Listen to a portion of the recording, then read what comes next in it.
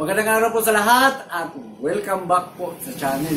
So dito po sa likod, makikita nyo, meron pa tayong unboxing pong gagawin. Nakabili po ako ng bagong solar panel po mga lods. Pero nasa 100 watts lang ang ibili natin. Kasi meron tayong experiment na gagamitin dito na pampatipid pa rin po sa kuryente natin sa bahay. So yung maliit lang muna po ang binili ko.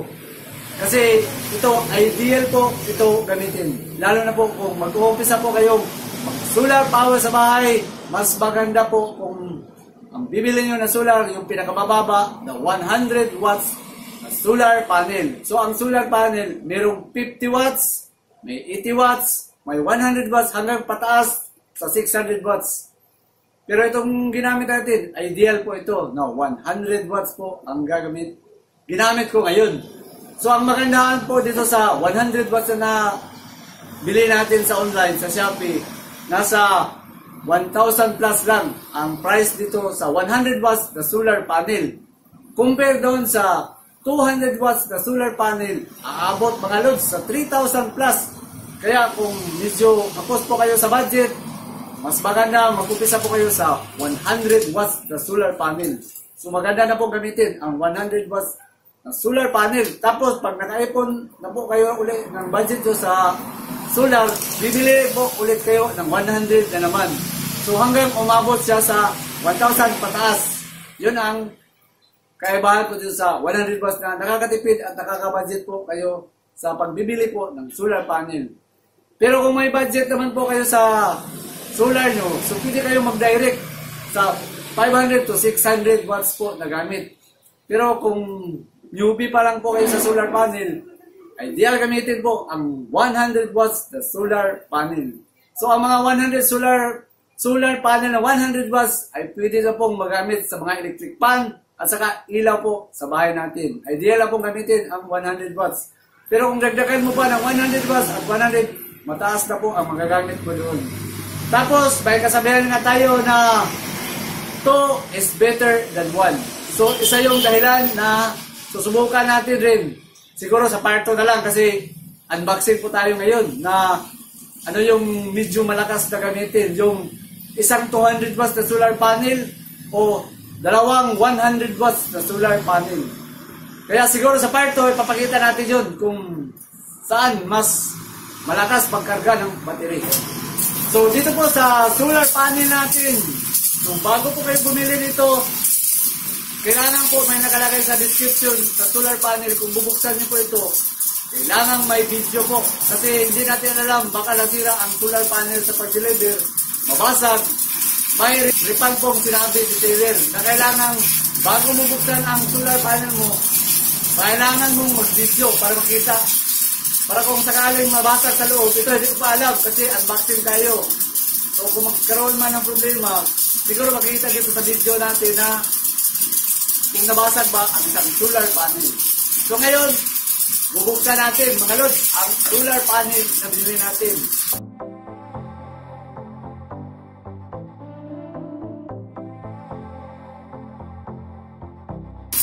Maganda po. Maganda ito kasi may bubble wrap na para hindi po mabasag ang isang solar panel.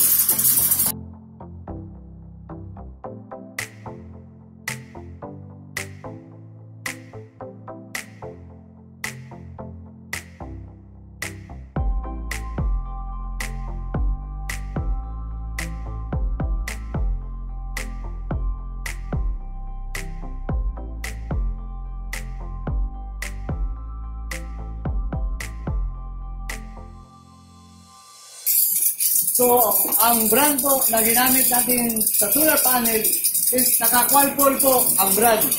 So, kasi nakagamit na tayo ng 200 watts na Qualpol. Nakita ko na mas maganda pong mag-harness po ang Qualpol, nakita ko. So, naka 100 po ang wattage.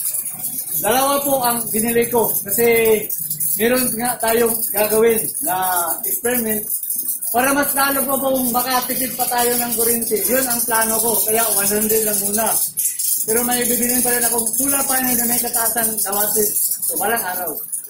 So, dito, siguro ipapalapit ko na lang yung camera para makita nyo po ang rated. So ganun kalaki na solar panel, mukhang okay po. Tapos naka mono crystalline po ang klase sa solar panel na ginamit natin. Tapos, may sasabihin po ako sa inyo na ang dami pong bumili nito. Nasa 7,500 po ang nakita ko. Tapos ang comment halos naka 5 po ang star comment dito sa 100 watts na quad pole mono crystalline. So ang gawin natin, kukunan natin kung gaano kalaki itong 100 watts na solar panel na quad pole ang brand. So dito tayo sa wide. Pisahan natin dito sa wide. So nasa 67. So 67 ang wide centimeter. Ang height naman ay nasa 70 centimeter yung height. So maganda rin sa likod kasi naka MC4 ang gamit. So sa ibang mga solar panel, naka alligator clip lang ang gamit, pero ito naka MC4 ang gamit. So ipalapit lang natin ang camera para makita natin yung nameplate sa Qualpol brand na solar panel. So ang rate po na nakalagay dito, ito yung minimum power na voltage BMP. So 17.7B. So mostly talaga nasa 17 to 18B ang BMP. Tapos ang maximum power current sa IMP is 5.7 ampere. So malamang kung dalawa po ito na 100, aabot sa 11.4. Kasi ang 200 na Qualpol nasa 10.2. So medyo taas pa konti kung dalawa na 100 watts na Qualpol solar panel ang gagamitin. Tapos dito naman may nakalagay short circuit 6 ampere at saka open circuit voltage BOC nasa 22.1 volts. Tapos ang maximum series fuse rating is 15 ampere. So yung isa na naman po ang bubuksan natin. So tingnan natin ito sa loob. So bubuksan natin itong sa loob kung ano yung laman dito sa terminal box sa solar panel natin.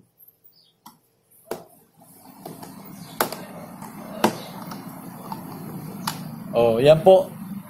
May dalawa po siyang diode na nakalagay na protection para in case pong magkabaliktad. So may protection dito mga lods. Yan, makita. So ito yung kagandahan na nakita ko sa Qualpol. Kasi makikita mo dito yung diode. Yung nasira natin na 200 watts na solar panel, naka-ceramic po lahat. Wala kang makita. Kaya mahirap doon mag-trouble. Hindi katulad dito na makikita mo sa terminal at saka yung diode na ginamit dito sa loob. Ibalik natin yung takip. Isa na naman ang bubuksan natin kasi dalawa po ito mga lods. The solar panel na 100 watts na ginamit natin. Okay. So yan po mga lods. So kapag idugtong natin ito, may kalakihan na ang isang 100 watts. Kung nakalagay ito sa sulat sa natin, sa rooftop, may kalakihan na po ito. Pag idugtong natin, subukan natin idugtong. So mga lods, pinagdugtong natin yung dalawang 100 watts solar panel. So yan na po, ganun na sa kataas. So itaas pa natin yung camera para makita nyo. Yan. So halos magkapareho o malaki pa ito sa 200 watts na isa.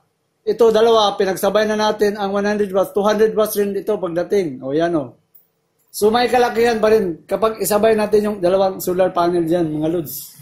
So mga lods, yan makita nyo sa likod yung dalawang solar panel na dinugtong natin. So para makita nyo, yan dinugtong natin sa baba. Yan.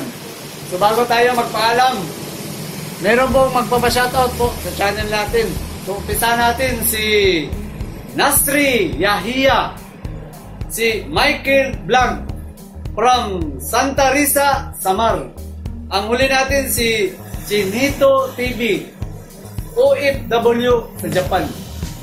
So, ito pa, walang tigil pong magsusuporta po sa channel natin at nag-share ng blessing po dito ang mga joint member natin. So, umpisa natin si Rafaelito Bayato, si Rodil Daguhoy, si Marvin Berlanga, si Stanley Nabor, si Papa Boy, si Jamil Alba, si Ri Pacho, Ito pa si Ang Iyong Araw TV.